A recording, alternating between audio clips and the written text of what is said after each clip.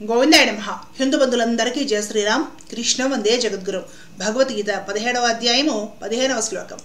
అనుద్వేగకరం వాక్యం సత్యం ప్రియహితం చయత్ స్వాధ్యాయాభ్యసనం చైవ వాన్మయం తప ఉచ్యతే.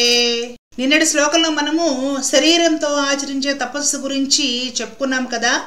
ఈ శ్లోకంలో స్వామి వాక్కుతోటి అంటే మాట ద్వారా ఆచరించే తపస్సు గురించి చెప్తున్నారండి.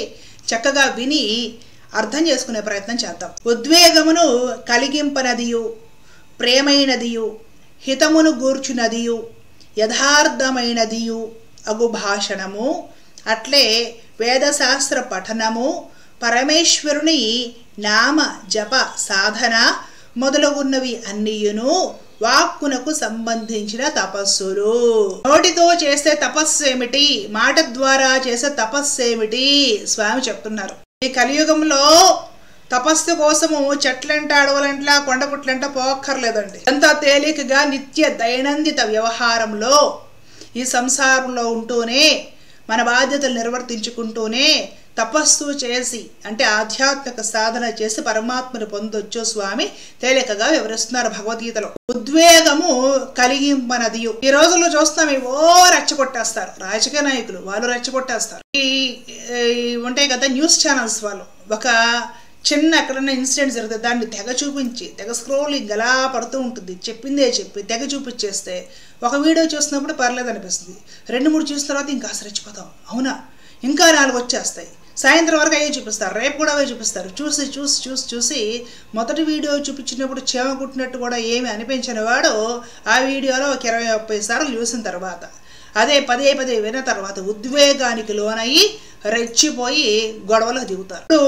ఈ టీవీ ఛానల్స్, న్యూస్ ఛానల్స్, యూట్యూబ్లు వచ్చిన తర్వాత జరుగుతుంది అదే. ఉద్వేగము కలిగించడం, ఎదుటి వాళ్ళని ఉద్వేగపరిచి ఏదో ఒక రకంగా రెచ్చగొట్టాడు, లేదంటే అటు వీడు ఇక్కడ అక్కడ చెప్పేసి ఎదుటి వాళ్ళని రెచ్చగొట్టి ఇంకొకళ్ళ మీదకి ఉసి కలపడం తగువకి. వాళ్ళు వీళ్ళు తగువులు ఆడుకున్నట్టే చూసి వీళ్ళు హాయిగా ఆనందించడం, ఆ పూట పొద్దుపుచ్చుకోవడం. అలా చెయ్యనిది, అలా చెయ్యకూడదని చెప్తున్నాడు పరమాత్మ. ఎవ్వరికి ఉద్వేగము కలిగించకుండా మాట్లాడగలగడము. ప్రియమైనదియు, ఆ మాట్లాడేది ఏదో ప్రియంగా మాట్లాడటం, చక్కగా మాట్లాడటము, తేలికైన పదాలతో అర్థవంతంగా ఎదుటి వాళ్ళకి చాలా తేలికగా అర్థమయ్యేలా, విన్న వాళ్ళకి సంతృప్తి కలిగే విధంగా, మనశ్శాంతిగా హాయిగా అనిపించే విధంగా మధురమైన గొంతుతో చక్కగా ప్రేమపూర్వకంగా మాట్లాడగలగడం. హితమును కూర్చున్నదియు. తేనె పూసిన కత్తి పలుకుడు తీయగా మాట్లాడటం అని చెప్పి స్వామి అంతటితో వదిలేయలేదు. చూడండి స్వామి ఎంత చక్కగా చెప్తున్నారు. తీయగా మధురంగా మాట్లాడటము, మధురంగా ఏ పడితే అవి మాట్లాడి ఎదురు వాళ్ళని నమ్మించి వెనక గోతులు తీసి మరి ఈ టైప్ వాళ్ళు ఉంటారుగా. ఇప్పుడు దానికి కంటిన్యూషన్ గా స్వామి చెప్తున్నారు హితకరమైనదియు. నీవు చెప్పేది ఎదుటి వాళ్ళ హితం గురించి అయి ఉండాలి. స్పష్టంగా చెప్తున్నారు. ఎదుటి వాళ్ళని నాశనం చేసేది, వాళ్ళకి గొడవలు పెట్టేసేసి వాళ్ళని ఏదో ఒక రకంగా ఇరికించేది, వాళ్ళ బతుకులతో ఆడుకునేది, వాళ్ళతోటి స్వార్థ ప్రయోజనాల కొరకు గొడవలు చేపించేది, ఇలా కాకుండా నీవు నోరు తెరిసి ఎవరితో ఎప్పుడు ఏ క్షణాన మాట్లాడినా కూడా అది ఎదుటి వాళ్ళకి హితాన్ని కలిగించే మాటే మాట్లాడాలి. అది ఎలా మాట్లాడాలి? మధురముగా, ప్రేమగా, తేలికగా అర్థమయ్యే విధంగా చెప్పు. ఎవ్వరికి ఉద్వేగము కలిగించకుండా చెప్పు. ఆ హితకరమైన విషయం కూడా అబద్ధాలు ఏదో ప్రస్తుతానికి అడ్డం పెట్టేద్దాం అన్నట్టు చెప్పకూడదు. యథార్థమైనదియు, చక్కగా నిజము సత్యము అగు భాషణము. నిజం చెప్పు, ప్రేమగా చెప్పు.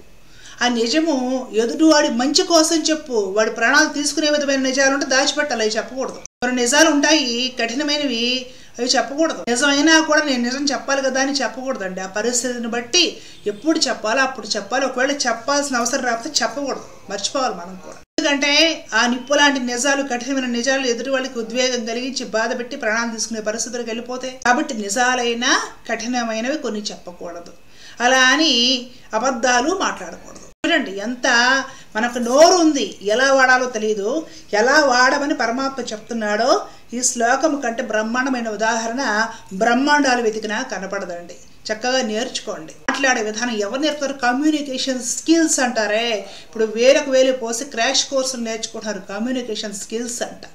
అవి వస్తే ఉద్యోగాల్లోనూ వాటిలోనూ మంచి అవకాశాలు వస్తాయంటే, ప్రమోషన్స్ వస్తాయంట. భగవంతుడు నేర్పుతున్నాడండి కమ్యూనికేషన్ స్కిల్స్. ఎందుకంటే ఎవరు నేర్పుతారండి? అట్లే వేద శాస్త్రముల పఠనము, వేద శాస్త్రములు అభ్యసించడము. ఇప్పుడున్న పరిస్థితుల్లో అందరికీ గురుకులాల్లోకి వెళ్ళి వేదాలు నేర్చుకోవడానికి కుదిరినా కుదరకపోయినా గీత, రామాయణము, భారతం, భాగవతము.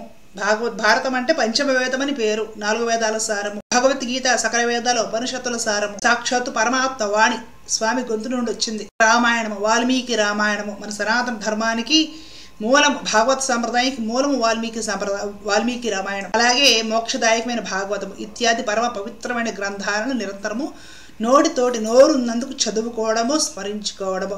విష్ణు సహస్రనామో నామస్మరణో నోరు వాక్కున్నందుకు నిరంతరము చేయగలగడము. ఏమంటే మగవాళ్ళు ఉంటారు, వాళ్ళు రామ అనగలుగుతారా? ప్రేమగా కృష్ణ అనగలుగుతారా? గోవింద అనగలుగుతారా? నారాయణ అనగలుగుతారా? భగవద్గీతలో ఒక శ్లోకం చదవగలుగుతారా? మనకి నోరు ఉందెందుకు?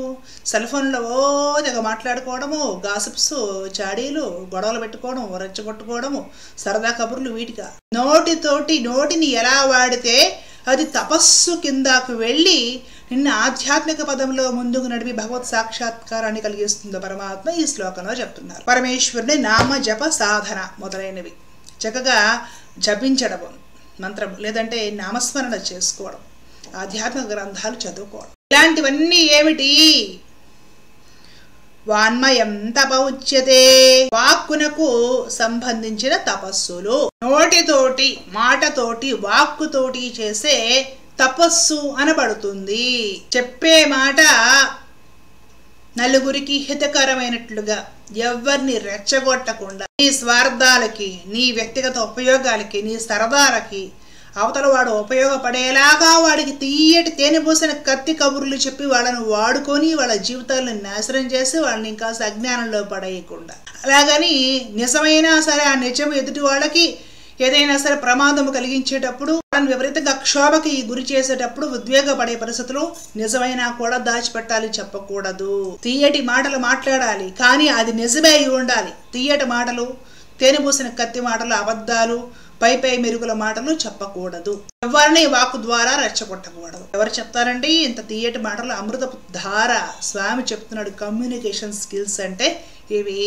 అలాగే నోరిచ్చినందుకు భగవన్ నామస్మరణ, గీత, రామాయణ, భారత, భాగవతాది సద్గ్రంథాలు చదువుకోవడము, జపము చేసుకోవడము. మరి తోడైనా సరే ఎంత కష్టంలో ఉన్నా ప్రేమతో మనం 2 మాటలు మాట్లాడితే వాళ్ళకి శాంతి కలగడము, తృప్తి కలగడము, వాళ్ళ బాధ మర్చిపోయి వాళ్ళు ఆనందించడము, ఇది మానవ జన్మైతున్నందుకు సార్థకత. ఈ విధంగా మనం ప్రవర్తించామంటే తపస్సు చేసిన కింద లెక్క, ఆధ్యాత్మిక సాధన చేసింది కింద లెక్క. అలాంటి వారికి భగవత్ సాక్షాత్కారము తేలికగా కలుగుతుందని ఈ శ్లోకంలో పరమాత్మ చెప్తున్నాడు. సత్యమేవ జయతే, ధర్మో రక్షిత రక్షిత.